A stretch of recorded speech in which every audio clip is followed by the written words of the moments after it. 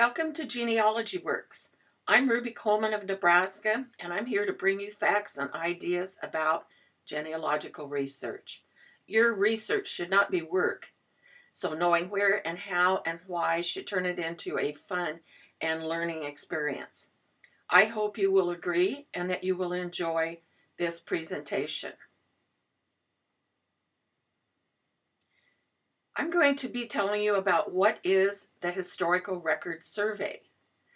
Genealogists need to know about this, and some of the more experienced ones have perhaps used this, but there is some valuable information available by using the Historical Records Survey. Both Presidents Hoover and Roosevelt formulated relief programs. The most successful was the Works Progress Administration, or called the WPA. This need for workers began in 1929 after the stock market crash. It was the largest project that was developed during the New Deal. We often think of the WPA as being implemented for farmers or for out-of-work laborers. However, lawyers, teachers, historians, researchers, and secretaries were also out of work. The WPA employed millions. The Historical Record Survey was organized on the 15th of November, 1935 with a budget of $1,195,800. It was under the Federal Writers Project, but within a year was within the WPA. In 1939, the program was handed off to willing state governments. Most of the work was done at the direction of the National Archives and Records Administration, and they also worked with the Daughters of the Revolution.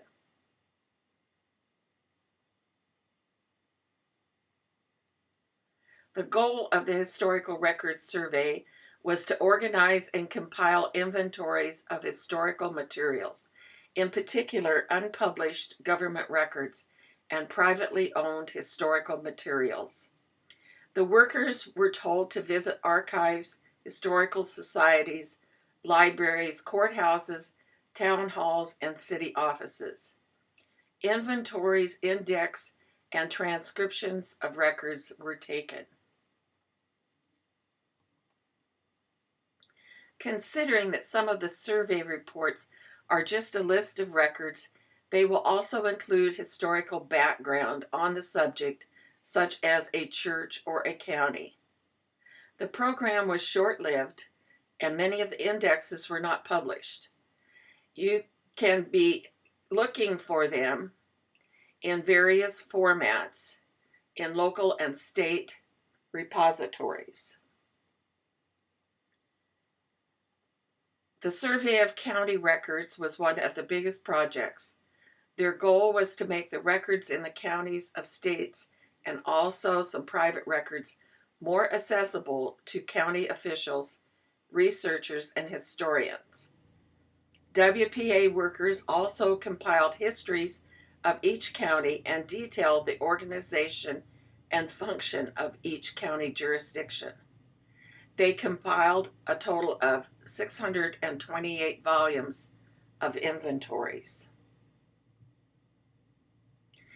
The survey made use of the new microfilm technology and innovated archiving by use of it. And the projects included the Survey of Federal Archives, Survey of Church Records, American Imprints Inventory, and Census Soundex indexes for 1880, 1900, 1910, and 1920. They also compiled indexes of vital statistics and cemeteries. Surveys were made in addition of portraits that were on display in public buildings. There is a wide variety of things you might find in the Historical Records Survey reports. One place you will find these is at Family Search Books. They can usually be downloaded. The reports include inventories, transcripts, church records, court records, and archival manuscripts. Always look first in your local library for any published inventories of county archives. And others include archive.org, Family Search Books, or Google Books. You should be able to download the publications from any of those free. This is an example of historical records survey materials that is made available in Family Search Books. And this is an example from archives.org.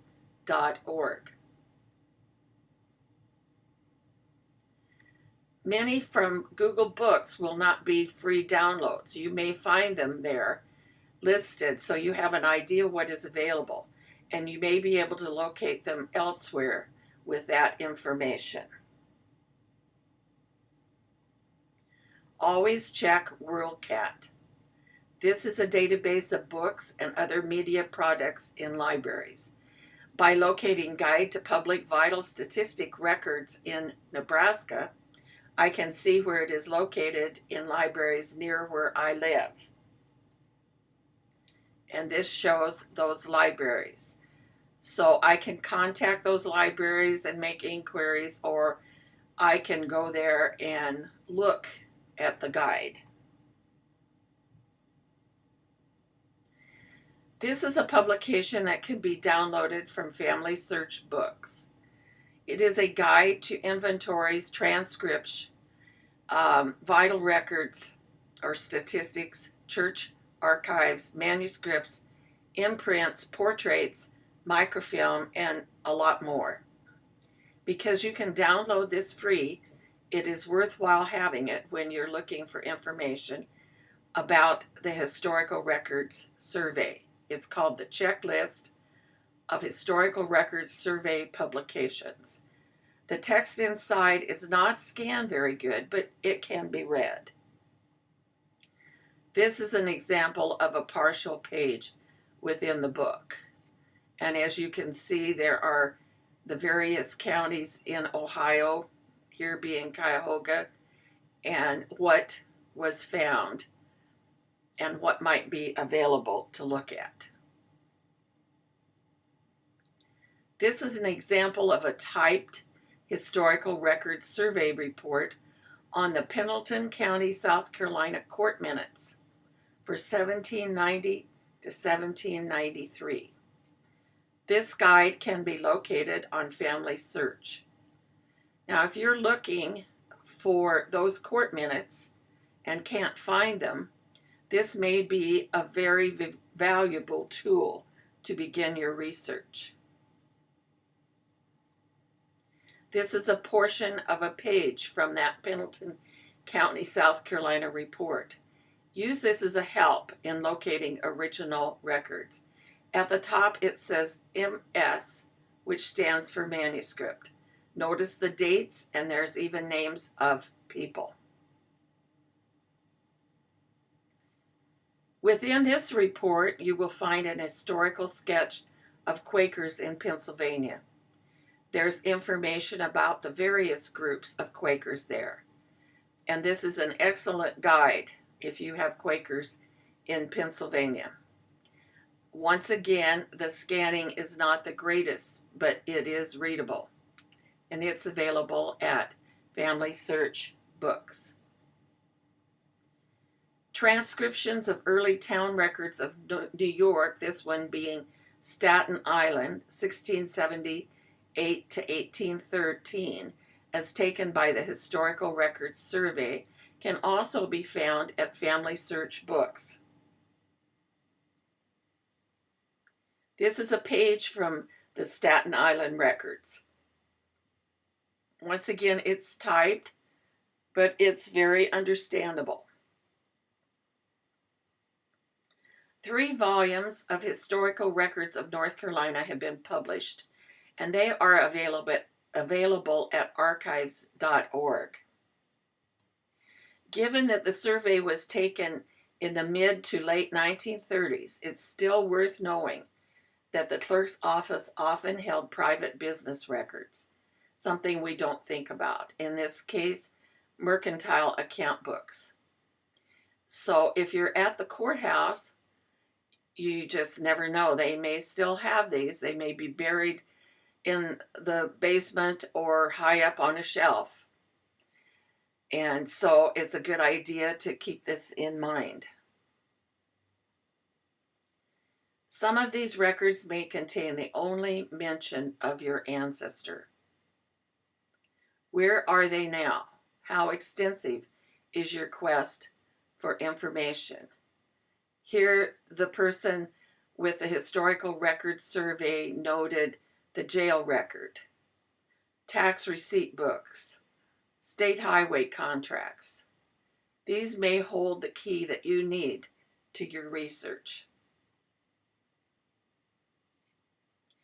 A loss of funding in 1939 resulted in the work being done by state agencies instead of the federal government. The Historical Records Survey was discontinued in 1942 because of the demands of World War II. The records of the Historical Records Survey Office was sent to the National Archives. In each of the states, most of the local project materials were placed in various repositories. It was hoped after the war the project would continue, but it did not. This is one of the most helpful books to determine where the work of the WPA Historical Records Survey are or were located. You can download the book at a family history center or at the Family History Library in Family Search Books also. While this is an example for Nebraska, other states are shown. The WPA Cemetery Survey became part of the Historical Records Survey in 1936. The first phase of the survey project was to last 4 weeks at 30 hours a week. There was an emphasis on burial information for veterans. Some burials never were listed and some names are not accurate. Remember, somebody was canvassing the cemetery and maybe did not perceive a name as it should have been spelled. Even so, the survey records are valuable.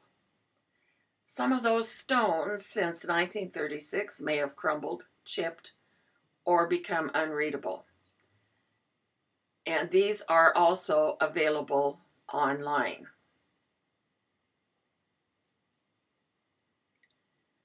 Copies of the WPA records can be found in a variety of places, including the Federal Depository libraries. You can search for this information online.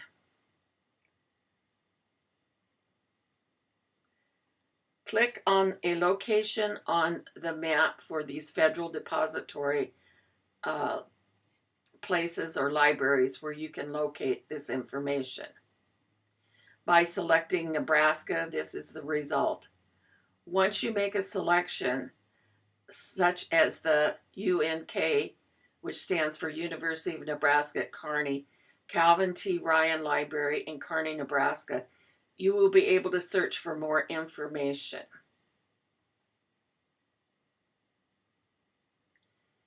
U.S. Historical State Archives addresses is also available online. This is an example of where you find federal records in the state archives.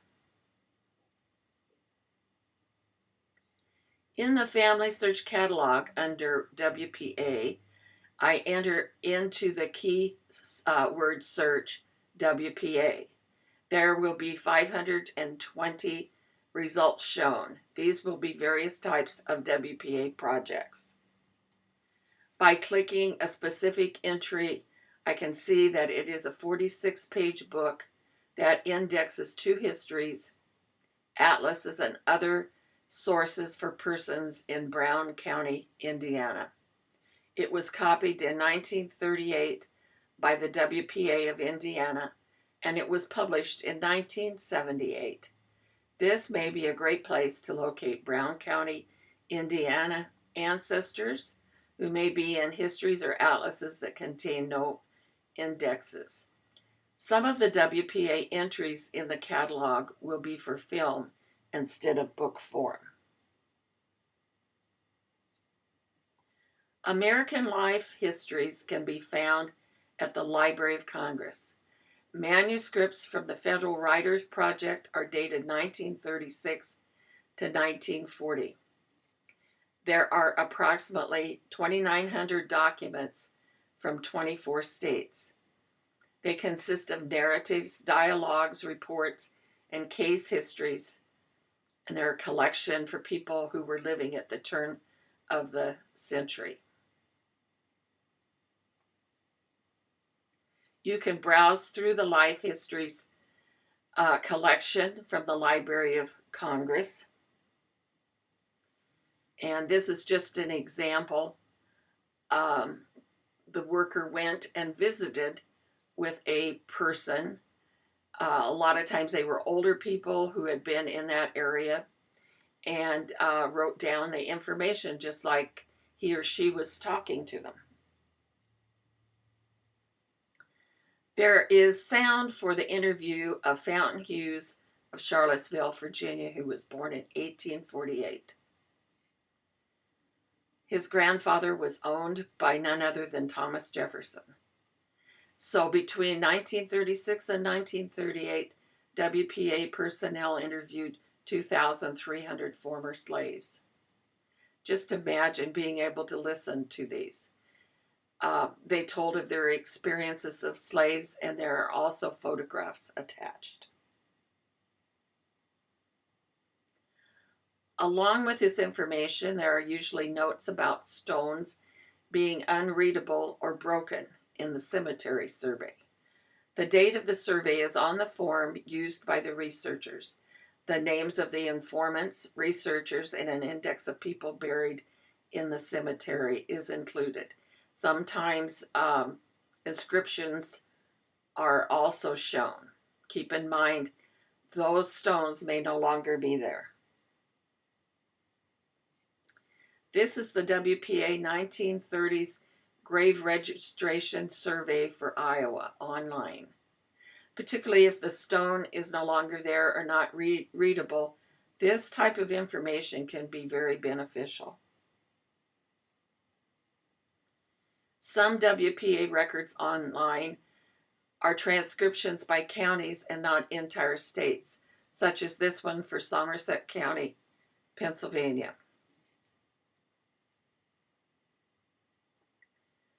They also drew out maps. This is a WPA cemetery map of the Old Darby Cemetery in Union County, Ohio. So you can see the graves that were there when the WPA worker canvassed that particular cemetery. This is what it looks like on a picture from Find a Grave. The WPA created over 500 surveys of Maine cemeteries. The cemetery plans were transferred to the Office of the Adjutant General and are now part of the holdings of the Maine State Archives. They identify war veterans. These images of cemetery plans have been digitized and are online. The Historical Records Survey program ended in December of 1942, and therefore a lot of work was not published. Some of it remains in state and local record repositories. Also keep in mind it may be located in major research libraries or historical societies. There were some counties that were never inventoried, and some surveys have been misplaced or lost. This is Pennsylvania WPA Church Archives for 1937 to 1940 and is available on Ancestry. You cannot search them, but you can browse by county and then community. Each survey report has several pages showing the type of records, where they are kept, and if your ancestor attended that church, this information can be very helpful. Luther Evans, the organizer of the Historical Records Survey, said about this project, "American life will indeed achieve more dignity and richness as we study our past in the only way that it can be studied. That is, in the archives and other materials which the Historical Records Survey makes adequately accessible for us for the first time." I hope you have enjoyed learning about the Historical Records Survey.